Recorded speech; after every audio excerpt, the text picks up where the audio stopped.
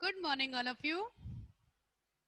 हम आज पढ़ेंगे आपकी बुक का हिंदी फर्स्ट का चैप्टर 6 जननायक सुभाष चंद्र बोस। सुभाष चंद्र बोस के बारे में हम सबको पता है कि सुभाष चंद्र बोस एक जननायक थे जिन्होंने भारत को आज़ाद कराने के लिए बहुत सारे प्रयत्न किए और वो लगातार अपने पूरे जीवन काल में ही यह कार्य करते रहे। एक तरह से वो उनको पूरा भारत जननायक के नाम से जानता है, सुभाष चंद्र बोस के नाम से भी जानते हैं। और जब हम सुभाष चंद्र बोस का नाम लेते हैं तो सबसे पहले हमारे दिमाग में क्या आता है? तुम मुझे खून दो मैं तुम्हें आजादी दूंगा। ये वाला नारा किसने दिया था? सुभाष चंद्र बोस ने। सबसे पहले हम देखते हैं कि सुभाष चंद्र बोस के जो ये हमारी पाठ्य पुस्तक में जो ये चैप्टर है उसके राइटर कौन है, उसके लेखक कौन है और उनकी थोड़ी सी जीवनी से अवगत होते हैं। आचार्य चतुर्सेन शास्त्री का जन्म, चतुर्सेन शास्त्री ने यह पाठ लिखा है। जन्म 26 अगस्त 1891 को तथा मृत्यु 2 फरवरी 1960 को हुई। ये बहुमुखी प्रतिभा के धनी थे। देशभक्ति की भावना इनके साहित्य का प्रमाण तत्व है। इन्होंने देश के लिए शहादत देने वाले सपूतों पर ऐसे निबंध, संस्मरण, रेखा चित्रों की रचना की। अब क्या कहते हैं, लेखक के बारे में बताया गया है कि लेखक ने ऐसे कई जननायकों के, जैसे हमारे पाठ में हमारे सामने सुभाष चंद्र बोस इन्होंने लिखा पाठ जननायक सुभाष चंद्र बोस, वैसे ही इन्होंने और भी कई सारे जननायकों के बारे में रचना की। इनकी गद्य शैली अत्यंत आकर्षक है। इन्होंने गद्य में एक पद्य होता है जिसे हम पोएट्री कहते हैं और एक गद्य होता है जिसमें निबंध, कहानी लेखन इत्यादि किया जाता है। फिर वो कहते हैं कि प्रस्तुत पाठ में आचार्यवर ने अपनी लेखनी के लिए महान स्वतंत्रता सेनानी सुभाष चंद्र बोस को चुना। कहते हैं कि इस पाठ के लिए उन्होंने किस स्वतंत्रता सेनानी को चुना? सुभाष चंद्र बोस को, जिन्होंने अपना प्राण न्यौछावर किए, जिन्होंने अपने देश के लिए अपने प्राण न्यौछावर किए। किसने प्राण अपने न्यौछावर किए थे? सुभाष चंद्र बोस ने। फिर वो कहते हैं कि लेखक ने इस पाठ में सुभाष चंद्र बोस के जीवन के प्रत्येक पहलू को बड़ी शालीनता से उकेरा है। अब हम पढ़ते हैं पाठ। सुभाष चंद्र बोस कहते हैं कि तुम मुझे खून दो मैं तुम्हें आजादी दूंगा।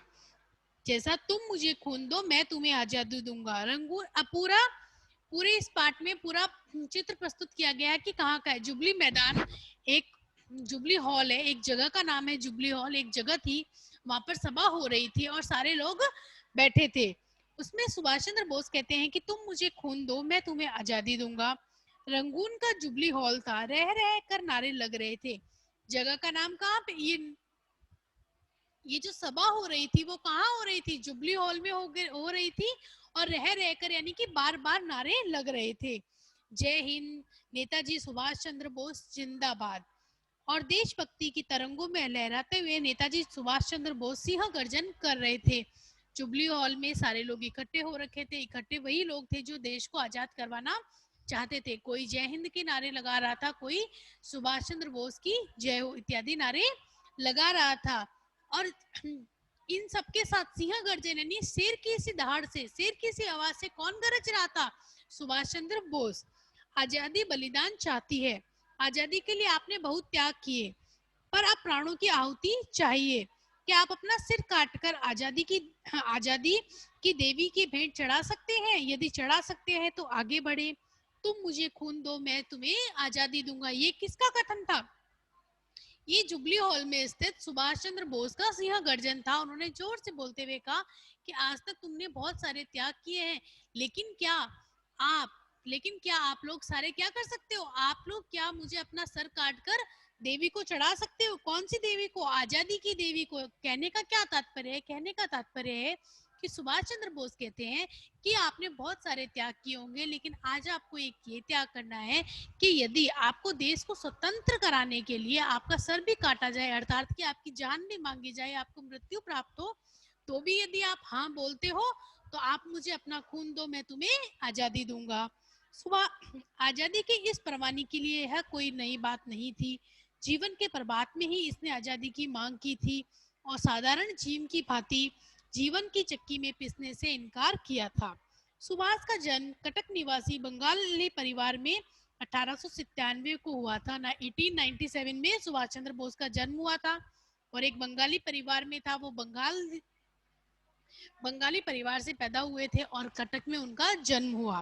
पिता राय बहादुर जानकी नाथ बोस, उनके पिता, यदि आपसे कोई पूछे कि सुभाष चंद्र बोस के पिता का क्या नाम था, तो राय बहादुर जानकी नाथ बोस धनी मानी वकील थे। अब आप देखें कि सुभाष चंद्र बोस जो थे, उनके पिता जो थे एक वकील थे और बड़े ही फेमस वकील थे, बहुत ही प्रसिद्ध वकील थे और जाने माने वकील थे।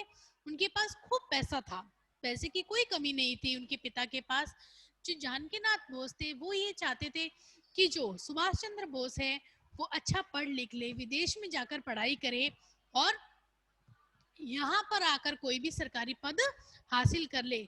जो उनके पिता थे वो चाहते थे कि वो बाहर से पढ़ाई करके आए विदेश से और यहाँ पर आकर एक सरकारी पद पे आसीन हो जाए, जिनसे कि उनकी और भी तरक्की हो। बालक बालक सुभाष को हर प्रकार का सुख और आनंद प्राप्त था। जब वो बचपन में छोटे थे तब उनके पिता वकील थे, बहुत पैसे वाले थे, तब उन्हें सभी, अब जब पिता पैसे वाले थे तो उन्हें किसी भी प्रकार की कोई कमी नहीं थी, किंतु मन को चैन नहीं था। किंतु तूफान को सागर की मर्यादा से क्या, मैट्रिक की परीक्षा पास की, कॉलेज में प्रवेश किया, किंतु मन को चैन नहीं था। बुद्धि गहरे में उतरना चाहती थी, रास्ते की खोज थी।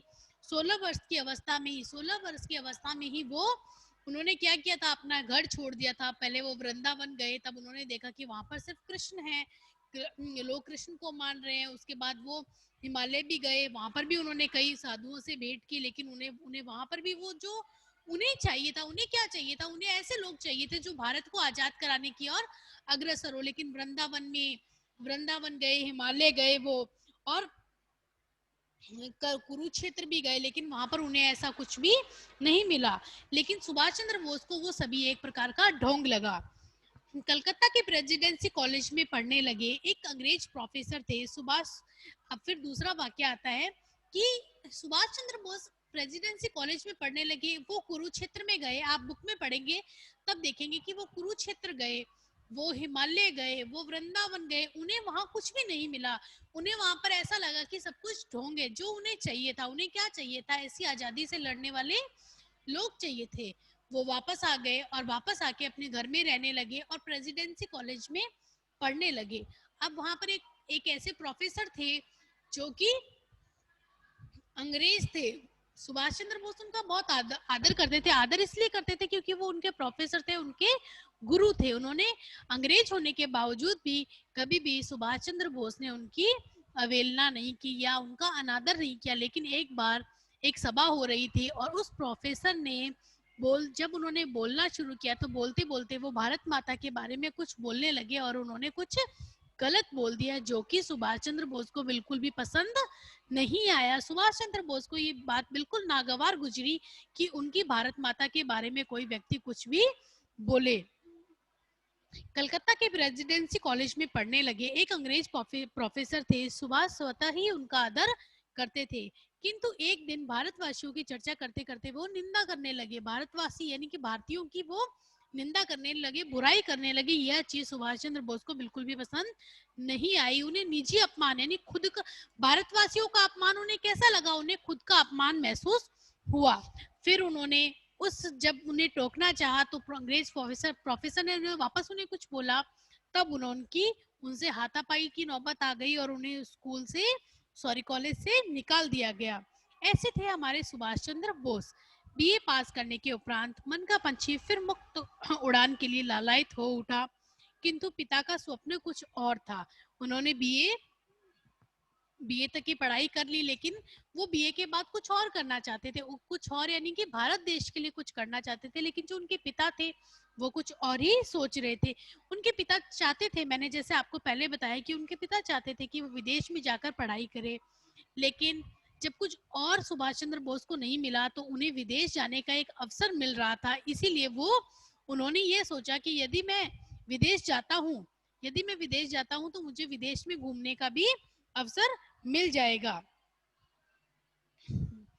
बीए पास करने के उपरांत मन का पंछी फिर मुक्त उड़ान के लिए ललायित हो उठा, किंतु पिता का स्वप्न कुछ और ही था। आगे का चैप्टर हम कल रीड करेंगे। ओके बेटा।